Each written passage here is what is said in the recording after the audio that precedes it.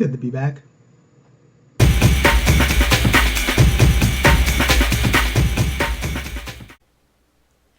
Hey guys, what's up? Yep, I'm back after a very long hiatus that I didn't really want, but those of you in the know, and that's pretty much all of you, know what went on. Some life stuff got in the way, split ups, breakups, moving from place to place, not being able to end up where I wanted to be, but ending up in a fairly decent place. Things are settled now, thankfully. Um, New place to live, new digs, new furniture. Everything's great. Well, or at least it's moving to be great. The one thing that kind of sucks is I wanted to be able to, for the sake of this channel, be able to do collaborations with Skullagrim. Us coming together, finally doing some sparring stuff, we're comparing techniques. And since I'm not up there, well, I'm not saying that's not going to happen, but it's going to be a little bit trickier to do. But since the border is only 3 hours away, we can try to make some stuff happen. So that's still kind of in the works. It's just not going to be, as often as I would like, but we're going to at least try to make something like that work. And in the meantime, I'm going to keep on doing things on my channel the way I usually do it, which is pretty much whatever the hell I feel like putting up. Whether it be, rants or philosophical stuff or political stuff or definitely the martial arts or nerdy stuff. So, having said all that, I now got everything set up and I'm now finally putting a video up because I'm way overdue on that and I have no clue what to do. I mean, I'm not exactly sure what I should do a video on. Actually, I guess I should have thought of this before I put the camera up. Should have had some topic. Maybe if I can, look something up or, yeah. Dad, here, your sword. What is the sword for? The sword review. You were supposed to do the sword review months ago. Oh, right. Yeah, right. Yeah. Oh, man. Oh, okay. Yeah. He's right. Yeah, the sword review. I'd gotten this thing back in, freaking April, and I had promised to get a review up, and I never did it. That's right. Things kind of got in the way. All right, so we got a topic now. Sword review. Let's get on with it. All right. Way back in the beginning of this year, I was in the market for another Jian. Jian meaning straight sword. Guys should know what this is if you've been on my channel before. I have others, particularly my Han Jian, which I got from a company called JKOO, which made pretty good affordable Chinese weapons, and I'll get into that in a moment, why that's so important. But they were my go-to company. Unfortunately, I don't know where they are now. It's been years. I haven't heard anything. I haven't seen anything. The website is down. I mean, I remember hearing that they were going to be back. I don't know how long it's going to take. So until then, I'm kind of in the dark when it comes to trying to find another place to get a decent Chinese weapon, and decent meaning, quality-wise, at a good price. I mean, there's Hanwei, but Hanwei, there's a couple other forges too, but generally, the Chinese weapons market tends to be crap. Let's just be honest here. I've said this before, and I'll say it again, and I'm not afraid to say it. If you're looking for something around, below $100 up to, I'd say, about $150, $200, generally speaking, you're going to end up with something that, if you're lucky, is at least decent enough for training, but is definitely not a functional weapon, particularly swords. You're not going to be cutting things with this. You're not going to be defending yourself with it. Well, assuming you need to. This is the age of the gun, so we know how that goes. But, yeah, there's just not much out there in terms of, finding, a decent sword at a decent price. If you want to get a Chinese weapon or a Chinese sword that actually can cut, is, a quality weapon, you normally are looking for at least $300 and up. And sometimes it's worse than that. Some really good pieces out there are closer to $1,000, $900, $800, $700. It's ridiculous. So, and I mean, your options are very limited. So I didn't really know where to look. But then I decided to take a look at Sino Sword. And this is where our quest for this piece begins. Sino Sword I've known about for some time now. But I've known them mostly to make Japanese weapons. Now, they are a Chinese forge. But Chinese forges have been making affordable Japanese katana weapons for a long time now. And been doing a pretty good job of it. Since the Japanese katanas tend to be, high in demand, they've jumped on that market, and there's now a whole lot of different Chinese forges, or at least companies that have their weaponry made in China, and they're actually pretty good, or at least decent for the price. And it's gotten to the point now where at just about any price range, you can find yourself a Japanese style sword that can pretty much do what you want it to do. If you want something high end, you got something. You want it mid range, you got something. You want something low price, but it can at least still function. There's options for you too, which is strange considering that this is happening in China, and yet they won't do it for their own weapons. But whatever. Sino Sword was one of those companies. In fact, what they were really known for is giving you different options for whatever katana you wanted, from the type of steel used to how the blade is forged, then your fittings, what type of scabbard, what extra things you want, like leather wrappings, whatever. You picked your options, and then you waited about a month or so, and then you got your piece. So I've handled a couple of their stuff before, and it was they tend to be good quality, though every now and then they have problems with quality control issues, which tends to be something when you see mass-produced swords. But we got to go into that more in a minute with this one.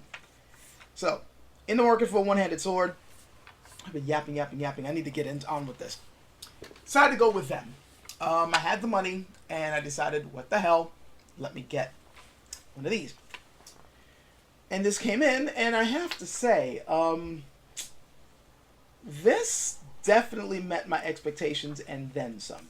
If all you want is just a very quick, down and dirty, like, what do I think? If you want to this is taking you too long and you want to cut the video off right now, is this worth it?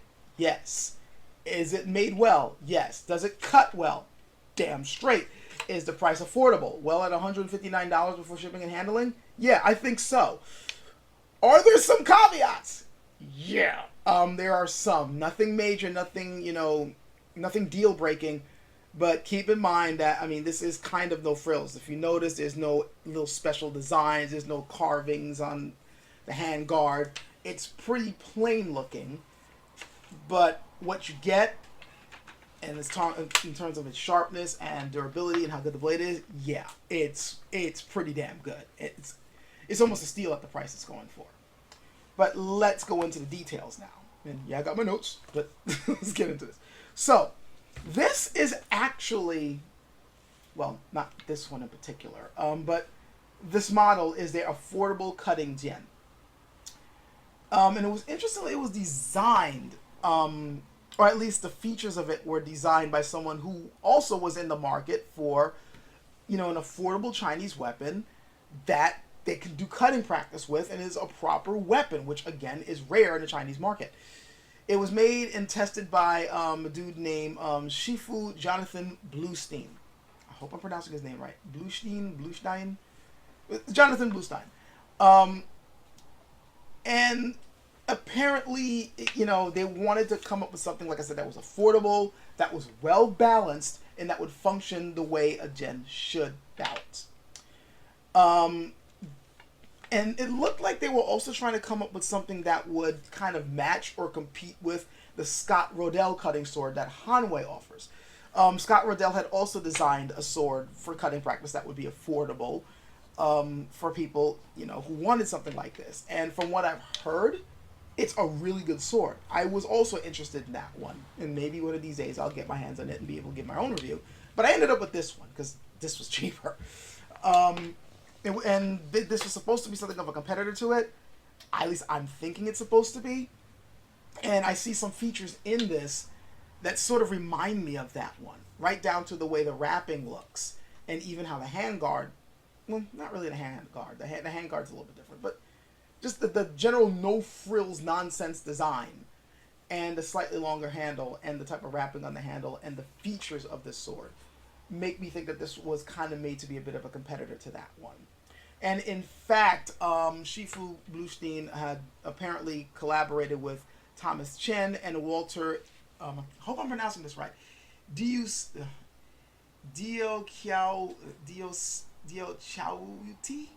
I'm going to have the name in the screen. I cannot pronounce that. I am really sorry. But they all basically collaborated on the pros and cons and the different market models. And basically, there was just like, they were kind of like me, like there's nothing good out there and we need something out there that people like us can get our hands on, and that's how this was made. Now, this is, like I said, the affordable cutting gen that Sino Sword is offering. However, I altered this slightly. This one's a bit of a custom piece because the handguard is different. The handguard that is designed on the basic model, like the one that you can just simply buy and it'll come to you right away, the handguard points toward the blade. I wanted mine to point toward my hand because that actually, excuse me for hitting the mic, that actually is, from what I understand it, more historically accurate. If you look at any real gen prior to the Qing dynasty, or even more like prior to the Republican era in China, all the swords' handguards tended to be pointed toward the hand. I know these days in the market you see a lot of it where it's pointing toward the blade, but that seems to have been made after the period when these things were actually used as weapons. It seems to be more like a stylistic choice. It's not really a feature of actual, used gen. So I wanted a sword to reflect that. And so I had asked when I ordered this, can you please give me what they call like that kind of ace of spades shaped handguard where it's pointing toward my hand. They happily complied. And they also sent me a whole lot of other options that I could have added on top of this. And that's what I find really cool about them. That whole customization thing that they do with Katana, they also offer on their gen. So if you see a basic model and there's something about it that you want to change or you don't like or you want to enhance, when you order it, you can ask them for that enhancement and they generally will give it to you. Or you can ask them, like, what do you offer? And they'll send you a list of options or a whole lot of, like a gallery, a picture of all the different hand guards and handles and scabbards and fittings and all these other types of things that you can like do to enhance the sword. I wanted to keep it no frills, just change the handguard, and that's what I got. And it came in, and wow, this definitely met a lot of my expectations. For one thing, it was, for the most part, solidly constructed. As you can see, when I pull this thing out, no rattling, no shaking. That's the first thing I look for when it comes to these things, because anybody who's held a low-end Chinese weapon knows what I'm talking about, where the thing starts rattling even before you pull the damn thing out. Even the scabbard, there's things rattling. Nope, nothing like that here. It's very solidly constructed. I did several cutting tests with this. You'll be seeing the footage for that in a moment. And the cutting test, oh my god, that's another story entirely. But yeah, it held up to some shock absorption. It, held up fine in the cutting tests. It was no rattling when I got it, and there's still no rattling now. Everything is perfectly straight. There's no bends to the blade, no nicks, no, strangeness to it. I don't see anything that would suggest a bad heat treatment. Everything pretty much came along fine. Scabbard, like I said, was also solidly built. Actually, there's some heft to this as well. I mean, it's not only is it very solidly built, I could easily see you like maybe cracking somebody over the head with this thing because it's got some weight and it's got some solidity to it that I appreciate. The fittings are solid brass. It's not the light material that you sometimes see in lower end Chinese swords. It's pretty good. Now, the weight of this thing is 2.4 pounds. It's among my lighter functional swords. It's not the lightest. The lightest sword in my collection is the Tong Dao that I reviewed before. However, this one feels like the lightest sword. And the reason for that is because of how well balanced it is. It's balanced exactly at 4 inches from the handguard. Exactly there. Now, that may not seem like much. Some people be like, if you really want it to feel light, you should have it closer to the hand, like maybe 2 inches or 3 inches. But strangely enough, at that 4 inches, I mean, I barely feel the weight holding this at all. Like, there's almost no weight it feels at the blade. I say almost because if you don't feel the weight of the blade at all, then this thing kind of sucks for cutting. No, this thing can cut. You'll see that soon. But it's amazing to me just how maneuverable it is. The point control on this thing is fantastic. Wherever I want the blade to go, it's going. No problem.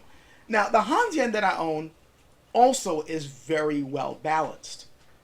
But I feel that this one is better balanced ever so slightly. Just ever so slightly better balanced. And I'm thinking part of it is because this was made to be a one-handed sword. The Hanjian's a two-hander. I may use it one-handed, but it's really meant to be a two-hander. This is a one-hander.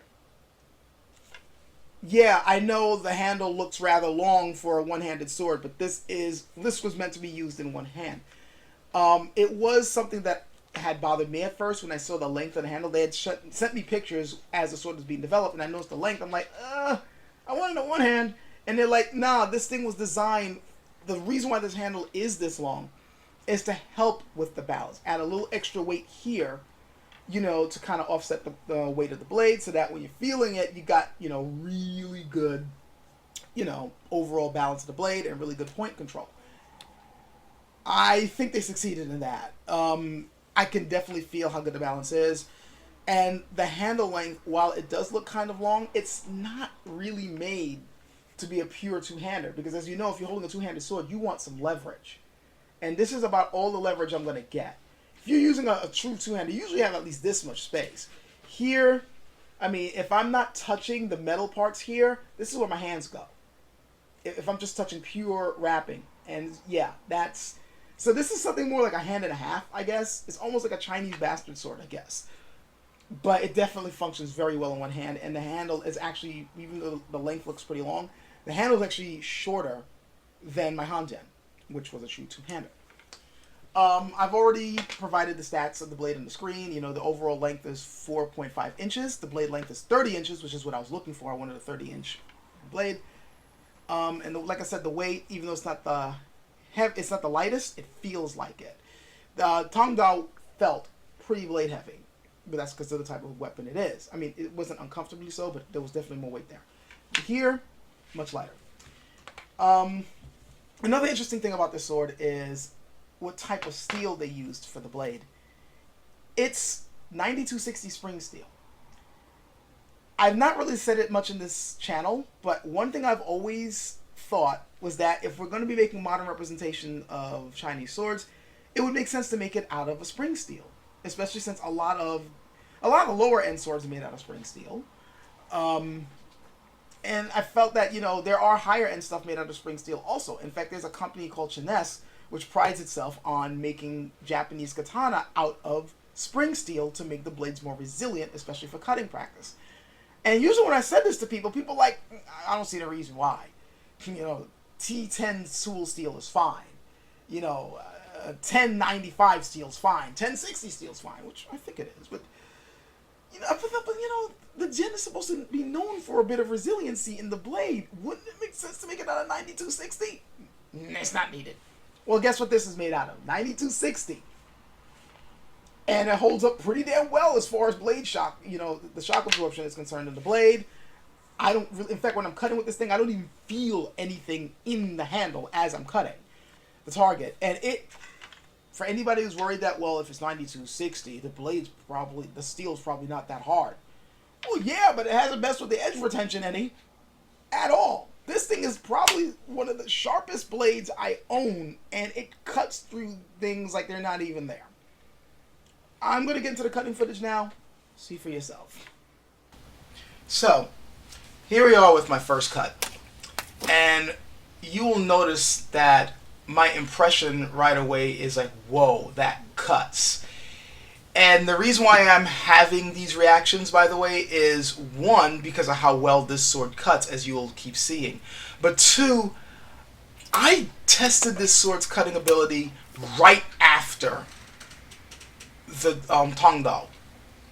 So remember how with the Tongdao I was having problems? And I was wondering if it was because I was rusty or something? Then I used this sword and all the rust is gone. And this is what really helped to cement in my mind that this sword not only, I was impressed at how well this cut and the ease to which this cuts. Like, look at that, just sliced the cap off with no problem. And then sliced the neck off there with no problem. It was like night and day, the ability for me to be able to cut with this. Now watch this. Remember, I already cut this bottle.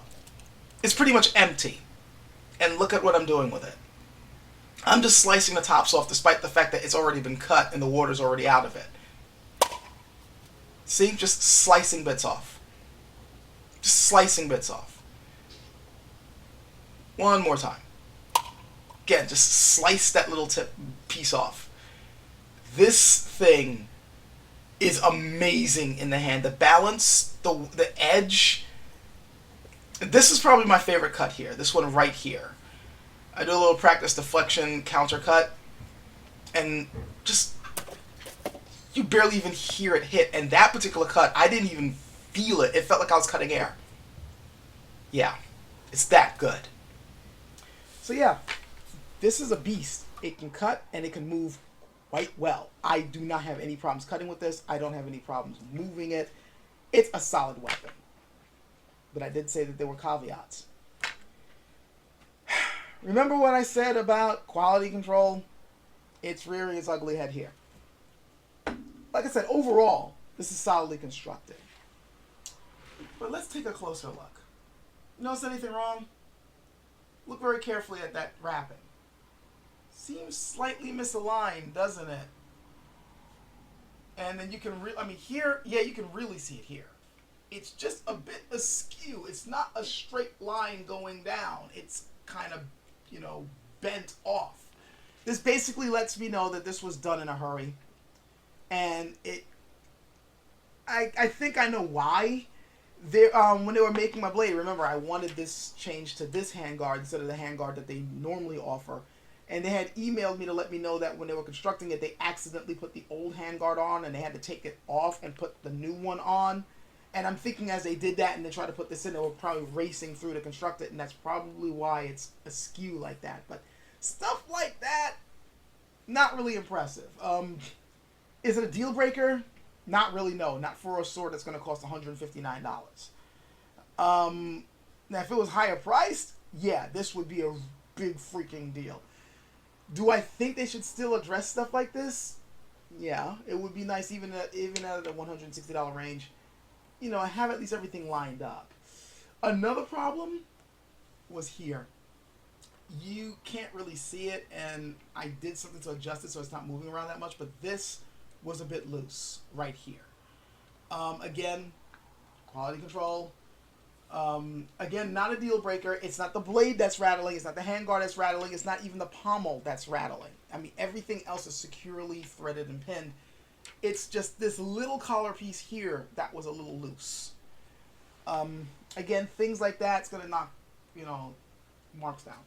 And the polish on the blade, while not bad, wasn't perfect. There were a couple of weird streaks in it that at first made me worried that it might have been a bad heat treatment.